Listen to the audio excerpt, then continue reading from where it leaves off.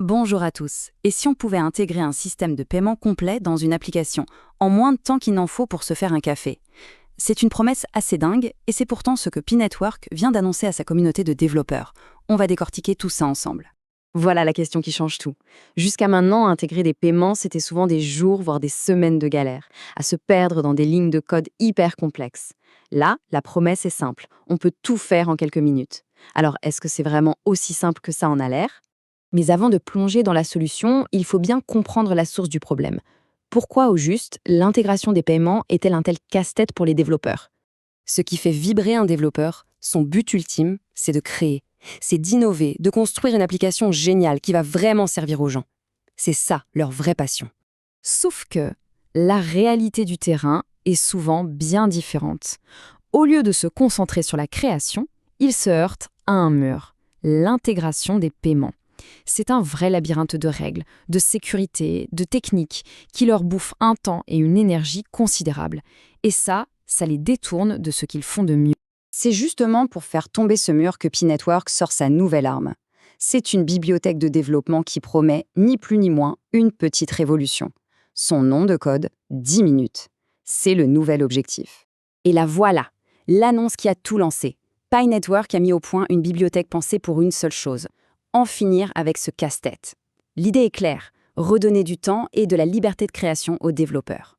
10 minutes, c'est tout. Il faut vraiment retenir ce chiffre. C'est ça la promesse un peu folle de P-Network. Ce qui prenait des jours de travail est maintenant faisable en un temps record. Cette image, elle résume tout. En plein milieu, le chronomètre, bloqué sur 10 minutes. Et tout autour, on voit les bénéfices pour l'écosystème. D'un côté, une installation hyper simple pour les technologies les plus courantes comme JavaScript ou React, et de l'autre, l'impact direct. Plus de temps pour innover, et donc un réseau paille qui devient de plus en plus utile. C'est un cercle vertueux. D'accord, mais techniquement, comment c'est possible? Eh bien, la réponse est étonnamment simple. L'analogie est assez parlante, c'est comme un meuble en kit. Le secret, en fait, c'est d'avoir tout mis dans la même boîte. Avant, un développeur devait jongler avec deux pièces séparées, le SDK pour ce que l'utilisateur voit et les API pour la communication avec les serveurs. La nouvelle bibliothèque PyFusion, tout ça en un seul bloc, prêt à l'emploi. C'est exactement comme monter un meuble suédois. On n'a plus besoin de chercher les vis d'un côté et les planches de l'autre. Tout est fourni dans la boîte, avec un plan de montage super clair. On suit les étapes, on assemble et hop, ça fonctionne. C'est simple, c'est rapide et il y a beaucoup moins de risques de se tromper. Et ce qui est vraiment bien, c'est que cet outil n'est pas réservé à une petite élite de spécialistes. Non, il a été conçu pour être compatible avec les langages et les technologies que des millions de développeurs utilisent tous les jours.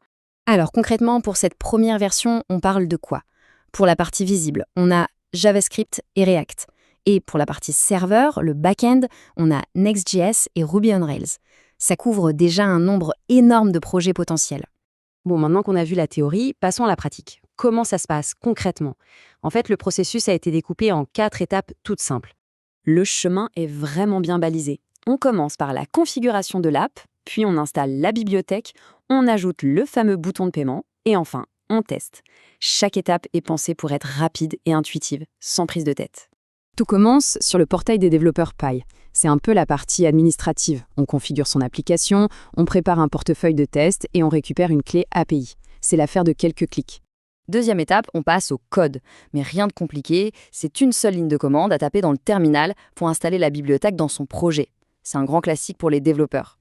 Et là, troisième étape, c'est un peu magique. Plus besoin de coder soi-même le bouton de paiement.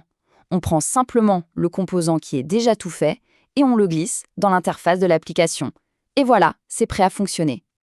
Et pour finir, bien sûr, la phase de test. On lance l'application dans un environnement sécurisé qu'on appelle le sandbox, pour s'assurer que tout fonctionne parfaitement avant de la proposer au grand public. D'accord.